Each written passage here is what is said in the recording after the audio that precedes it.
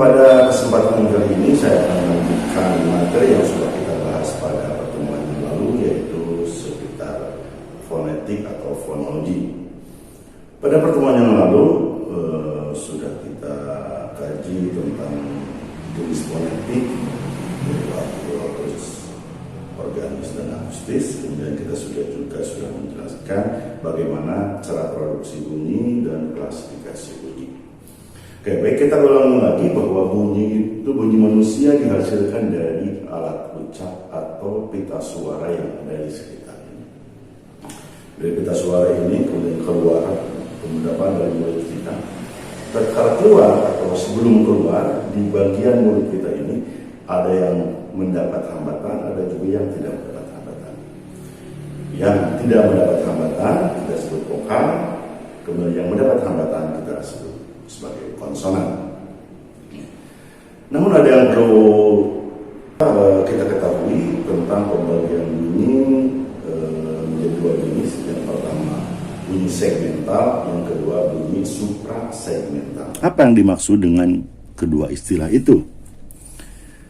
Sederhananya, bunyi segmental adalah bunyi yang mudah atau yang bisa dipilah dari bunyi lain. Contohnya dalam kalimat duduk ini, D, U, D, U, K. Jadi di sini ada berapa bunyi? 1, 2, 3, 4, 5. Ada bunyi D, bunyi U, bunyi D, bunyi U, dan bunyi K. Atau kalau kemarin kita sedikit berbicara tentang konsonan dan vokal, ini bunyi ed, ini bunyi U karena vokal, ini ed lagi, ini U, dan ini ak. Jadi ada 5 bunyi. Nah, kita mudah saja membedakan antara bunyi D dengan bunyi U dan bunyi K, atau memilah antara bunyi D dengan bunyi U. Ad, U, ad, U, ak. Nah, sehingga kelima bunyi ini itu bisa disebut sebagai bunyi segmental, atau bunyi yang bisa disegmen-segmen, yang bisa dipisah-pisah. Yang kedua adalah bunyi suprasegmental. Ada supranatural, kan kita tahu. Jadi yang di luar alam sana, yang susah untuk dialamikan. Ya. Apa itu bunyi suprasegmental? Bunyi suprasegmental adalah bunyi yang susah atau mungkin tidak bisa dipilah dari bunyi lain. Ya. Tidak seperti bunyi yang tadi. Contohnya duduk lagi. Tetapi bunyi duduk yang ini beda dengan yang di atas tadi atau yang tadi. Kenapa? Karena di sini sudah ada lambang yang kita sebut sebagai tanda seru yang menyebabkan pengucapan duduk berbeda dengan yang awal. Kalau yang tadi duduk, kalau ini duduk. Beda maknanya? Jelas, beda. Apa yang membedakannya? Adanya tekanan. Nah, pertanyaan saya, di mana letak tekanan itu? Apakah di D? Apakah di U? Apakah di D yang kedua? Apakah U yang kedua? Atau memang setelah kita mengatakan duduk ada tekanan? Seperti kita sering mengatakan duduk titik. Nah, titiknya disebutkan. Gitu kan? Ya, kalau titik bisa. Tapi kalau duduk atau gimana ini? Duduk.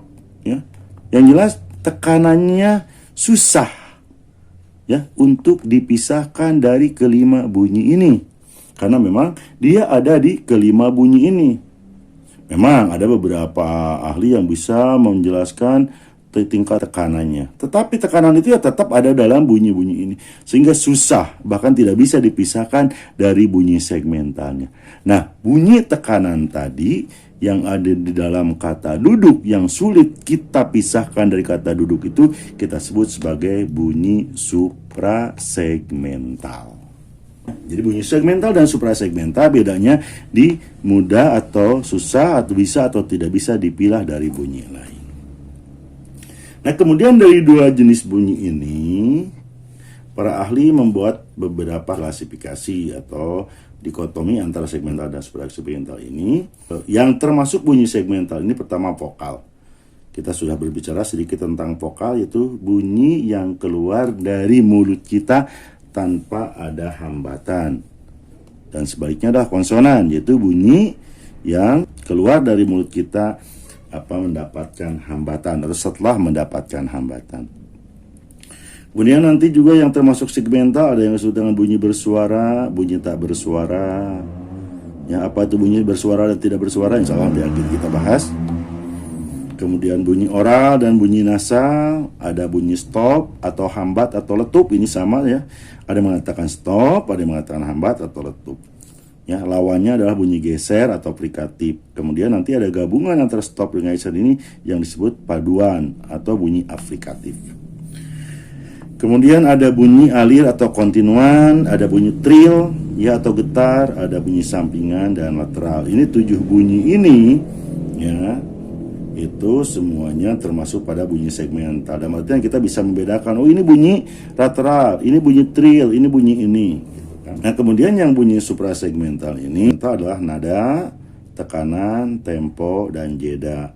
Nah, ini ya, keempat hal ini merupakan bunyi-bunyi suprasegmental. Dan artian bunyi-bunyi yang tidak bisa atau yang susah dikeluarkan atau dipilah dari bunyi ini ya. Jadi ada include, nanti ada bunyi itu.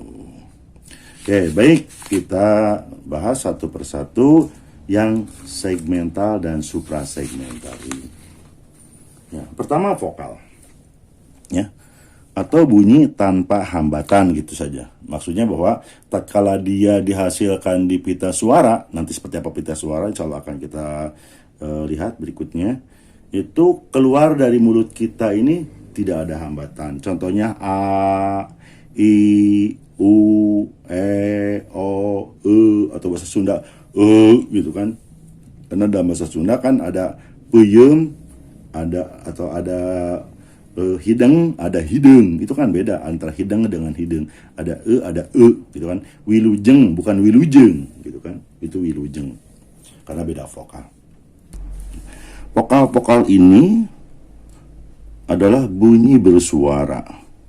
Kenapa disebut bunyi bersuara? Karena vokal itu dihasilkan dari getaran pita suara. Bunyi yang kita hasilkan dari getaran pita suara itu kemudian ke arah mulut, dari mulut keluar, ya, keluar dari mulut kita dan terdengar oleh orang lain misalkan. Nah, tatkala dia dalam perjalanannya dari pita suara keluar mulut itu, di bagian mulut kita ya tidak terjadi hambatan atau penyempitan di bagian manapun. Jadi semuanya keluar dengan lancar. A, I, U, E, O, misalkan. Jadi perjalanannya lancar, tidak ada hambatan. Mungkin Anda bertanya, lah kalau seandainya semua vokal ini dihasilkan di pita suara dan keluar tanpa hambatan, apa yang menyebabkan terjadinya perbedaan antara bunyi A, bunyi I, bunyi U, bunyi E, O, dan lain sebagainya? Nah, hasil penelitian para pakar, maka yang membedakan antara bunyi-bunyi vokal itu ada dua. Yang pertama posisi lidah, yang kedua bentuk mulut atau bentuk bibir. Lidah kita itu bisa ke atas, bisa di tengah, bisa juga ke bawah, ya, yang kemudian diistilahkan dengan lidah tinggi, ya, posisinya tinggi, lidah sedang di tengah, atau lidah rendah di bawah. Nah, cuman karena mulut kita ini kecil, kita kadang-kadang tidak menyadari tingginya lidah kita atau rendahnya lidah kita. Selain lidah ini bisa ke atas, ke bawah, ke tengah, lidah juga bisa maju, bisa mundur, sehingga bisa agak ke depan, yang menjulur pada posisi tengah, atau ditarik ke belakang. Jadi yang menentukan A, I, U, E, O ini pertama posisi lidah. Coba sekarang Anda ucapkan A. A, kemudian lidah Anda taikkan ke atas dikit-dikit. Itu akan rubah bunyinya, ya. Atau turunkan ke bawah, itu juga akan berubah. Atau tarik ke depan, tarik ke belakang. itu akan beda lagi. Kenapa? Karena memang lidah itu sangat menentukan bunyi, apakah bunyinya A, I, atau lain sebagainya. Yang kedua, yang menentukan bunyi atau yang menyebabkan terjadinya perbedaan bunyi itu adalah bentuk mulut atau bentuk bibir. Nah, ini oleh para ahli secara umum biasanya dibedakan antara mulut yang bulat atau bibir yang bulat dengan tak bulat. Silakan dicoba lagi. Ya, Anda ucapkan A, kemudian mulutnya sedikit-sedikit ditutup. Atau mulutnya dibulatnya, dimonyongkan bahasa Sundanya. Itu akan berubah. Kenapa? Karena memang bentuk mulut atau bibir ini sangat menentukan bagaimana bunyi-bunyi yang kita hasilkan. Oleh sebab itu, vokal A, vokal I, vokal U, vokal E, dan lain sebagainya itu terjadi atau terwujud karena posisi lidah dan bibir atau mulut kita. Berdasarkan ini, maka tatkala kita ditanya misalkan bunyi vokal itu apa? A itu vokal apa? Nah, kita akan mengatakan bahwa A itu vokal rendah, vokal depan, tak bulat. Apa maksudnya? Ya, posisi lidahnya agak ke bawah, tapi dia juga agak menjulur ke depan, kemudian bibir kita tidak bulat atau mulut kita tidak bulat. Vokal I bagaimana? Vokal I lidahnya di atas, tapi tetap menjulur ke depan dan tidak bulat. Vokal U tinggi, dia di atas, tapi lidahnya ke belakang dan bulat. Nah, maka akan tetap beda. Coba lihat di sini. A dengan I dengan U jelas. Pertama bibir lidahnya beda, ya, posisi lidahnya. Yang kedua ditinjau dari segi ke depan ke belakangnya. Depan belakang. Ini rendah tinggi. Tidak ada yang sama. Ini bulat, tak bulat. Sehingga kalau seandainya ada bunyi yang rendah depan tak bulat, itu mesti jadi A bunyinya. Ya, lidahnya di atas, kemudian agak kedepankan dan tidak bulat misalkan. Ya pasti namanya I. Bagaimana kalau seandainya tinggi, depan, bulat? Itu mungkin ada kan bunyi lain, ya, bunyi tertentu. Ya, bisa jadi bunyi E atau apa. Anda silakan coba, ya, untuk membuktikan bahwa memang posisi lidah dan bentuk bibir ini akan menentukan bunyi apa yang kita hasilkan. Yang selanjutnya adalah konsonan. Nah, ini foto pita suara. Kalau tadi vokal adalah bunyi yang tidak terhambat atau tanpa hambatan, justru sebaliknya konsonan adalah bunyi terhambat. Ya. Di mana terhambatnya? Nah, ini. Di titik-titik ini ada 1, 2, 3, ada berapa di sini? 18 ya. Ada 18 titik yang mungkin ya akan menjadi atau akan menyebabkan terjadinya bunyi-bunyi tertentu. Bagaimana prosesnya? Kalau tadi ya saya katakan vokal dari di sini pita suara ini. Pita suara ini bisa merapat ke sini. Ya, bisa juga ini dalam pita suara kita ini dalam keadaan bernapas biasa, tidak menghasilkan bunyi sama sekali. Ini berjauhan. Ini pita suaranya bagian yang putih ini. Dan nanti cara dia akan merapat di sini. Dia akan merapat bahkan sampai menutup mungkin. Bunyi yang dihasilkan di sini itu posisinya nanti di sini di angka 11. Ya, di angka 11 ini adanya pita suara. Nah, bunyi yang kita hasilkan di sini, ya, yang saya sebut sebagai bunyi murni sajalah, supaya tidak susah, bunyi murni, ya, masih yang tidak tahu seperti apa bunyinya, itu keluar ke mulut sini, keluar ke sini. Kalau tanpa ada hambatan di titik-titik ini, kita namakan bunyi, ya, vokal, bunyi vokal. Sementara kalau terjadi hambatan, ya, hambatannya bisa bertemu antara misalkan 3 dengan 16 atau 15 dengan 5 dan lain sebagainya. Atau tidak bertemu sih, hanya terjadi penyempitan saja misalkan. Nah, jika terjadi penyempitan atau pertemuan, ya, maka bunyi itu kita sebut sebagai bunyi konsonan. Kenapa? Karena memang udara atau getaran atau bunyi yang kita hasilkan di pita suara itu mendapatkan hambatan di titik-titik yang terdapat di rahang bawah dengan rahang atas atau rahang aktif dengan rahang pasif. Jadi kita biasanya menamakan rahang yang bawah ini sebagai rahang aktif dan bagian atas disebut rahang pasif. Bunyi apa saja yang kita hasilkan di sini? Ya inilah, kalau dalam bahasa Indonesia ada ab, ya, cara membacanya bukan B, karena B itu nama hurufnya. Bunyinya ab, aj, ad, af, ag, ah, aj, ak, al, an, dan seterusnya. Ya. Sekarang coba bandingkan antara bunyi ab, ab, ab, ab, Ketiga bunyi ini ternyata dihasilkan dengan memadukan atau mempertemukan antara nomor 2 atas dengan nomor 2 bawah. Ya, antara bibir atas dengan bibir bawah. Ab, ya, bertemu. Ab juga bertemu. Juga bertemu. Ya, sehingga kalau kita sebut titik artikulasinya atau daerah artikulasinya, ya, itu sama, yaitu 2 dengan 2. Ya. Apa yang maksud dengan titik artikulasi atau daerah artikulasi? Ya, titik artikulasi itu ini.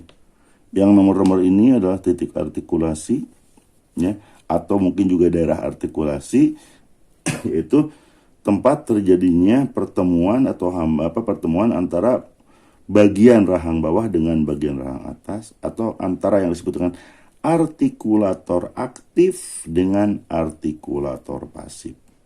Ya, nah ini artikulator aktif yang di bawah dan artikulator pasif yang di atas. Nah, tempat terjadinya pertemuan antara artikulator aktif dengan artikulator pasif itu kita sebut sebagai titik atau daerah artikulasi yang dalam bahasa Arabnya kita sebut sebagai makhraj. Apa-apa saja makhraj yang terdapat di dalam mulut kita? Oh, banyak. Pada prinsipnya saya katakan, ya, sebanyak itu konsonan yang ada di dalam sebuah bahasa, sebanyak itu pula makhraj. Sekali lagi, sebanyak itu konsonan yang ada di dalam sebuah bahasa, sebanyak itu pula makhraj bahasa tersebut. Dan artian, setiap satu bunyi memiliki satu makhraj. Ini kata kuncinya. Namun karena tadi model ab dan ya, itu ternyata kedua-duanya dihasilkan dari pertemuan bibir atas dengan bibir bawah, maka itu disebut sebagai satu kelompok, ya, yang kemudian disebut kelompok bilabial. Padahal sebenarnya antara ab dan ini makhrajnya beda-beda, tetapi karena terlalu sulit untuk menjelaskan, kita sebut saja sebagai kelompok bilabial. Nah, untuk mengetahui ini saya kenalkan di sini sedikit nama-namanya, ya, dari awal. Pertama ini labium, bibir, kemudian dentum, gigi, ya, kemudian di sini tempat terjadinya tempat jadinya gigi yaitu gusi, ya, alveolum. Ke belakang coba Anda rasakan lidah Anda, taikkan ke sini. Di sini ada langit yang keras, ya, kita sebutnya sebagai palatum atau namanya palatum. Ke belakang lagi ada langit-langit lunak yang disebut velum, ya. Kemudian di belakang di sini nomor 6 ada anak tekak, ya, bahasa Sunda lak-lakan itu yang kita kelihatan itu, ya, lak-lakan yang di atas. Kemudian ke depan lagi ke sini biar ini sama, yang bawah juga tadi labium, ya. Ini dentum gigi, kemudian ini nomor 7-nya adalah ujung lidah, ya, apex. Kemudian di sini ada daun lidah, ya, laminum. Kemudian nomor 9-nya tengah lidah, medium. Kemudian belakang lidah, dorsum. Kemudian di sini antara belakang lidah dengan dengan dinding ini kita namai sebagai paring. Kemudian ada di sini nomor 12 ini glotis, ya, ada glotis, ya, atau mengatakan juga epiglotis. Kemudian di sini ada pita suara. Nah, Anda itu harus menghafal nama-nama ini. Kenapa? Karena dalam penamaan bunyi nanti yang digunakan adalah istilah-istilah ini, ya. Jarang misalkan suara gigi gitu ya, atau bahasa Sundanya suara huntu gitu kan, suara bibir, enggak. Jadi ini harus dihafalkan, ya. Labium, dentum, alveolum, palatum, velum, uvula. Kemudian di sini afek, ke sini laminum, medium, dorsum, faring, glotis, dan pita suara. Ya.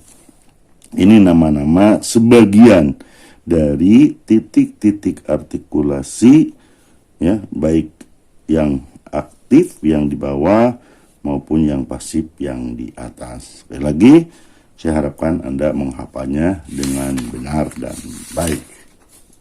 Nah, selanjutnya dari ke-11 tadi kita gunakan saja yang paling sedikit, ya.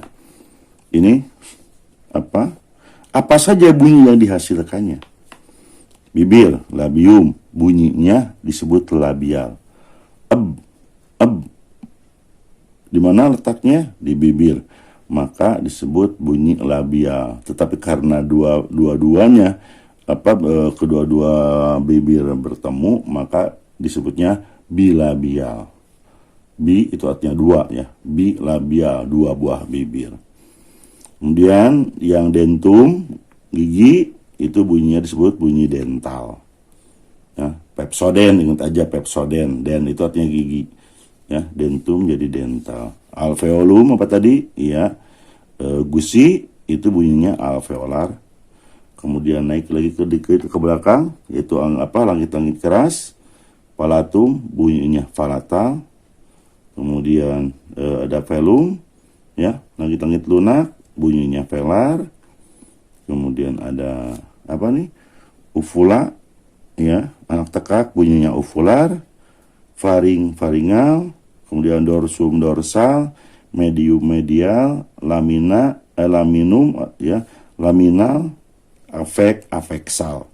Nah, gampang ya, tinggal nama al saja. Cuma yang R di sini dua, jadi alveolar tidak alveolar, ya, alveolar, uvular, jadi kalau ada L-nya jadi R ke sininya.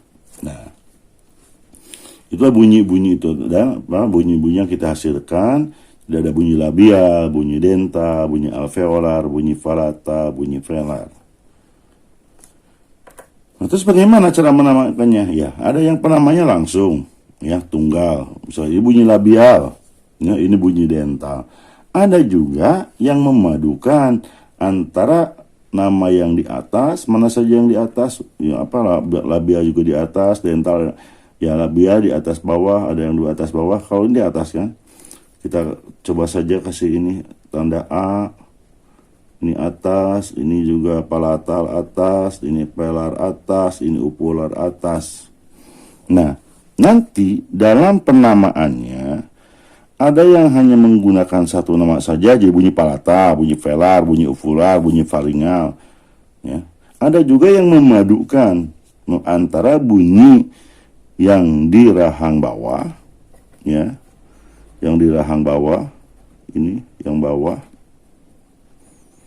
ya. Kalau ini atas bawah, AB, ini juga atas bawah. Ya. Misalkan ujung lidah dengan gigi. Ya, atau gini aja, bibir dengan gigi, maka jadi labiodental. Nah, biasanya kalau digabungkan ini jadi model morfologi labiodental misalkan, atau misalkan apex, ya, apex itu ujung lidah, misalkan kena dengan gigi atas, maka apexal dental. Nah, kemudian dirubah menjadi avecodental, ya. Nah, ini nama-nama bunyi yang dihasilkan oleh artikulator ini. Silakan Anda hafalkan: labium labial, dentum dental, alveolum alveolar, palatum palatal, velum velar, uvula uvular, faring-faringal, dorsum-dorsal, medium-medial, laminum-laminal, dan afek-afeksal. Baik, kita lihat sekarang bagian yang menentukan satu bunyi atau yang membedakan antara satu bunyi dengan bunyi lain. Kembali lagi tadi kepada bunyi BPM, ya, bunyi BPM, ya. Secara artikulasi, ya, B di bibir, P di bibir, M juga di bibir. Lalu apa yang membedakannya? Ya, salah satu yang membedakan antara ketiga bunyi ini adalah ini. Apa ini? Tadi, ya, ini pita suara. Ini pita suara dalam keadaan bernapas biasa. Ini pita suara dalam keadaan menyempit lubangnya. Ini pita suara yang lubangnya agak terbuka. Sebenarnya harusnya ada satu lagi, yaitu pita suara yang tertutup. Tapi karena memang jarang digunakan, ya sementara kita abaikan saja dulu. Nah, dalam keadaan bicara, pita suara kita begini.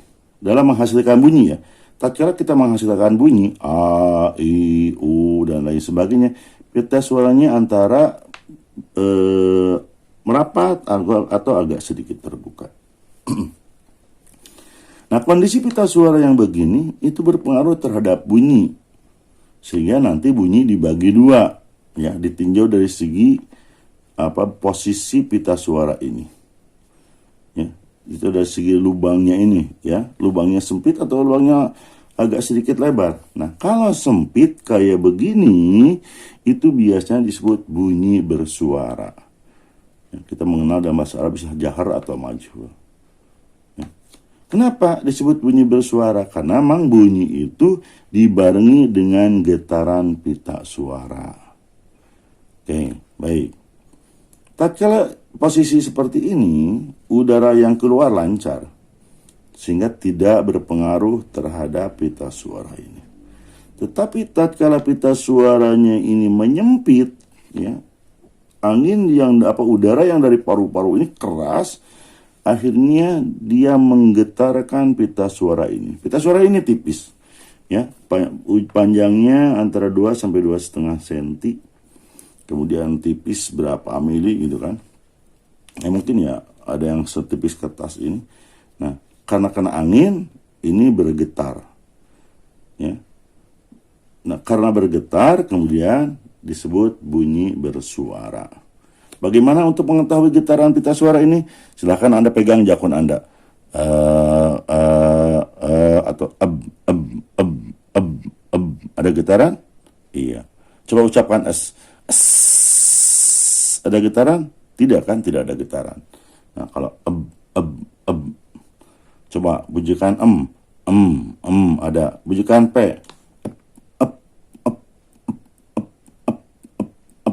Ya. Nah, jadi pita suara ini sangat menentukan bunyi yang kita hasilkan. Coba kita ucapkan dalam bahasa Arab misalkan sa, ya, kemudian kita ucapkan zo, az. Nah, itu kan beda. Ada yang bergetar, ada yang tidak. Nah, sementara kalau posisinya agak terbuka begini, ya, ada celahnya ini agak sedikit lebar. Nah, udara yang keluar dari paru-paru kita itu tidak menggetarkan pita suara ini. Ini yang putih ini pita suara kan? Tidak menggetarkan pita suara ini. Nah, bunyi yang tidak disertai dengan getaran pita suara kita sebut sebagai bunyi tak bersuara. Ya, dalam bahasa Arab kita bisa mendengar mahmes atau mahmus. Oke? Paham? Jadi pita suara yang dalam keadaan bernapas seperti ini, waktu berbicara dia akan menutup sehingga menyisakan celah sempit seperti ini atau agak sedikit lebar. Ya tentunya kalau aslinya mungkin lebih besar ya karena gambarnya kecil. Nah, tatkala posisi pita suara ini agak merapat berdekatan, ya, antara dinding kanan dengan dinding kiri berdekatan, maka pita suara akan bergetar atau akan digetarkan oleh udara yang keluar. Dan bunyi yang keluar bersama getaran atau dibarengi dengan getaran itu disebut sebagai bunyi bersuara. Sementara yang tidak disertai dengan getaran, ya, itu disebut bunyi tak bersuara. Nah, ini yang membedakan antara satu konsonan dengan konsonan lain yang banyak itu. Selanjutnya, yang menentukan atau yang membedakan antara satu konsonan dengan konsonan lain adalah tempat keluarnya udara. Ya, tadi saya katakan bahwa kita memproduksi bunyi itu di sini. Ya, produksi bunyi awal di sini. Dari sini keluar, ada yang keluarnya lewat mulut, ada juga yang keluarnya lewat hidung. A lewat mana? Lewat mulut. I lewat mulut. Ya, nah.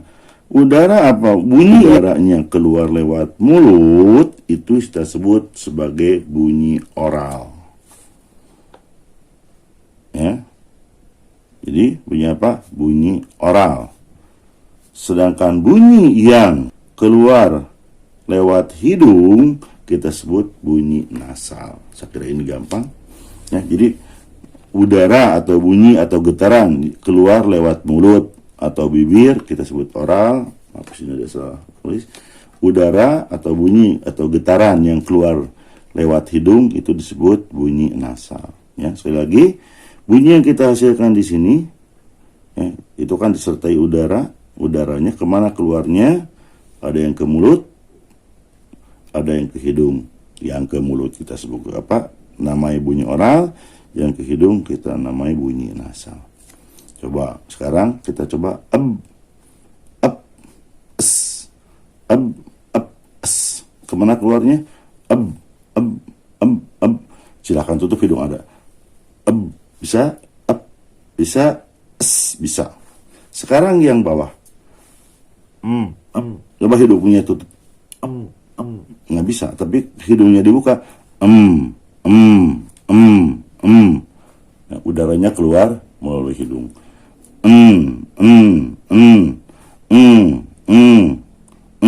Ya, ini diantara bunyi-bunyi yang udaranya keluar melalui hidung. Ya, maka bunyi ini disebut sebagai bunyi-bunyi nasal. Ya, oke, saya kira ini tidak susah untuk memahaminya. Oke, yang terakhir yang membedakan antara satu bunyi dengan bunyi lain adalah cara artikulasi. Bagaimana kerja titik-titik artikulasi ini dalam menghambat bunyi? Apakah udaranya itu terhambat semua seperti ya, tak ya ucapkan itu sama sekali tidak ada udara yang keluar. Coba ucapkan S. Coba rasakan di dalam ada yang kena apa tidak antara bagian bawah dengan atas. Ada ya. Tapi bunyinya tetap masih ada keluar. Ya, melalui mulut kita itu. Kemudian coba ucapkan misalkan Nah, itu tutup tapi ada, nah selanjutnya ada keluar. Beda dengan ya, coba Anda ucapkan J ya, ucapkan J. Tapi setelah itu ucapkan J, mulutnya jangan dibuka lagi, tutup aja langsung. Ya bisa. Harus ya, tapi ucapkan ya, mulutnya jangan dibuka lagi. Itu bisa ada bunyinya. Kondisi-kondisi seperti itu, apakah dia menutup semuanya, apakah hanya sebagian saja, atau menutup kemudian terbuka, itu kita sebut saja sebagai cara artikulasi. Cara mengucapkannya seperti apa. Nah, berdasarkan cara artikulasi ini, bunyi kita bagi menjadi bunyi hambat atau stop. Ya, ini namanya banyak sekali. Ada mengatakan hambat, ada stop, ada letup, ada plosif. Dalam bahasa Arabnya ada syadid atau infijar. Ya, dan insya Allah ke depan saya akan berbicara tentang bunyi bahasa Arab secara khusus. Mudah-mudahan bisa dalam satu pertemuan yang penting-pentingnya saja. Ya. Bunyi-bunyi yang namanya stop, hambat, letup ini udaranya terhambat penuh di mulut.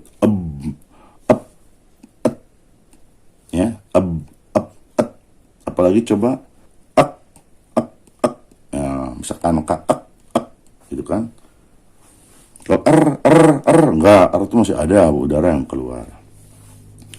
Kemudian yang kedua, bunyi alir atau geseran, yaitu bunyi yang udaranya tidak terhambat penuh.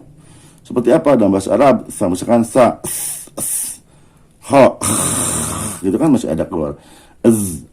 Za, f, ya. Ini bunyinya masih keluar, tapi terjadi hambatan. Jadi dia dikatakan konsonan karena memang terhambat, dikatakan bunyi alir atau geser atau frikatif karena memang masih ada yang keluar. Tidak seperti di awal yaitu terhambat penuh. Oke, kemudian ada bunyi afrikat atau paduan yaitu J, ya, bunyi J. Dia tertutup dulu kemudian terbuka. Jadi perpaduan antara apa tadi, stop dengan alir, antara hambat dengan geser. Ya, itu disebutnya bunyi paduan. Jim, ya, itu dalam bahasa Arab begitu. Yang selanjutnya ada bunyi trill atau bunyi getar. Ya, kenapa disebut getar? Karena memang lidah, ya, lidah yang menghasilkan bunyi ini berpadunya atau ketemunya atau bersentuhan dengan bagian atasnya itu bukan satu kali, tidak tapi begitu kan, ya, beberapa kali. Maka di sini bunyi R, ya, kita ingat waktu kecil suka dicoba coba ucapkan R, gitu kan. Kenapa? Karena kita mengucapkan karena kita tidak bisa menggetarkan lidah itu. Tatkala kita sudah bisa menggetarkan lidah, maka bunyi itu keluar gitu kan. Sehingga R-nya bahasa Sunda ini lebih jelas sekali ketimbang bahasa Inggris atau bahasa Arab. Kemudian bunyi lateral atau samping. Kenapa disebut bunyi samping? Ya, coba Anda ucapkan ya, jangan la, tapi ada yang kena lidahnya, ya betul, ujung bagian depan lidah dengan langit-langit dengan langit-langit keras, ya, ujung lidah itu apek dengan langit-langit keras, palatum jadi apekofalatal, ya. Nah, tapi tatkala kita mengucapkan itu ada udara yang keluar tidak? Ya, udaranya keluar dari samping. Nah, karena udaranya keluar dari samping, maka bunyi ini disebut sebagai bunyi lateral. Ini ditinjau dari segi cara artikulasi. Kita sedikit coba saja dulu untuk mengaplikasikan yang tadi ini, bahwa yang membedakan antara satu konsonan dengan konsonan lain itu ada 4, yaitu titik atau daerah artikulasi, yang kedua getaran pita suara, yang ketiga jalan keluar udara apakah ke mulut atau ke hidung, yang keempat cara artikulasi. Nah, ini yang paling pokok, ya, yang bisa membedakan antara satu bunyi dengan bunyi lain, terutama yang satu makhraj. Jadi yang paling penting makhrajnya dulu. Ya, bagaimana makhrajnya? Sama makhrajnya. Apa yang membedakannya? Apakah getaran pita suaranya, atau jalan keluar udaranya, atau cara artikulasi? Kita coba aja dulu B. Ya. Ini titik artikulasi atau daerah artikulasinya sama antara B, P, dan M ini.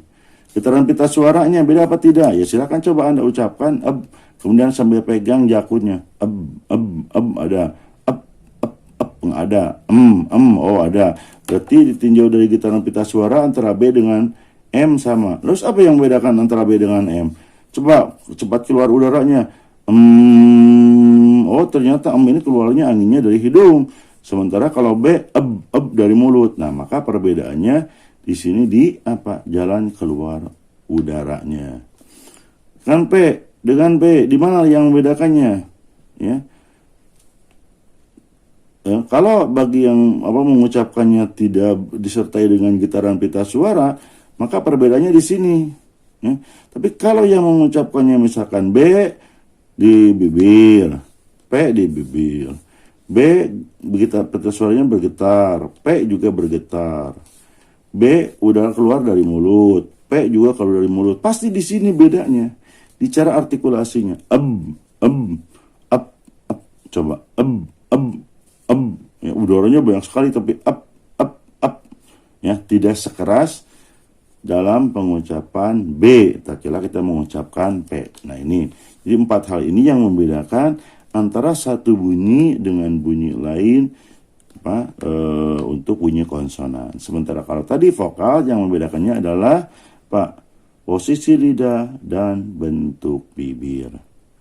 Ya, nah, teori ini bukan hanya berlaku untuk bahasa Indonesia atau bahasa Arab, tapi berlaku untuk semua bahasa. Ya, tatkala kita berbicara bunyi-bunyi konsonan. Oke. No, kita lihat B, ini bilabial bersuara oral stop. Sementara kalau P sama-sama bilabial tapi dikatakan tidak bersuara. Dia juga oral ya, dan sifatnya stop atau hampat. Beda lagi dengan M. Kalau M sama bilabial sama-sama bersuara tapi nasal kesini bukan oral. Oke, silakan Anda coba ya. S di sini ya, itu S itu kontinuan alir karena masih ada udara yang keluar, tapi mahrojnya apa? Pita suaranya bagaimana, keluarnya dari mana?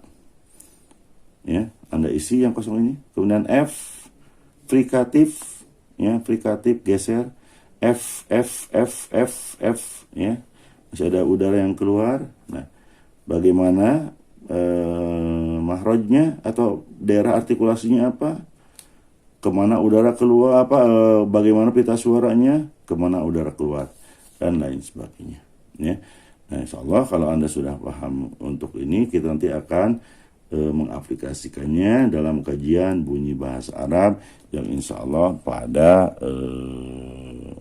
pertemuan yang lain. Anda harus banyak baca biar, karena mungkin ada yang saya sampaikan nanti ada kesalahan-kesalahan yang tidak terkontrol sama saya, karena memang itu semua karena kebodohan saya, gitu kan. Dan semoga Allah memaafkan kesalahan-kesalahan itu, dan mudah-mudahan Allah memberikan ilmu yang benar kepada kita, karena memang bagi kita umat Islam kajian fonologi ini sangat penting supaya kita bisa membaca Al-Quran dengan benar semampu kita ya. Oleh sebab itu kita harus mengkaji ilmu ini, dan kita juga harus mengaplikasikannya dalam kehidupan kita, terutama dalam bacaan-bacaan yang sifatnya ibadah, atau katakan saja lah dalam membaca Al-Quran dan Al-Hadis, supaya tidak terjadi salah makna atau salah paham. Saya kira itu saja dulu yang bisa saya sampaikan pada kesempatan ini. Mudah-mudahan Allah memberikan ilmu kepada kita, dan ilmu yang sudah kita dapatkan bisa bermanfaat bagi kita dan bagi orang lain. Akhirul kalam, assalamualaikum warahmatullahi wabarakatuh.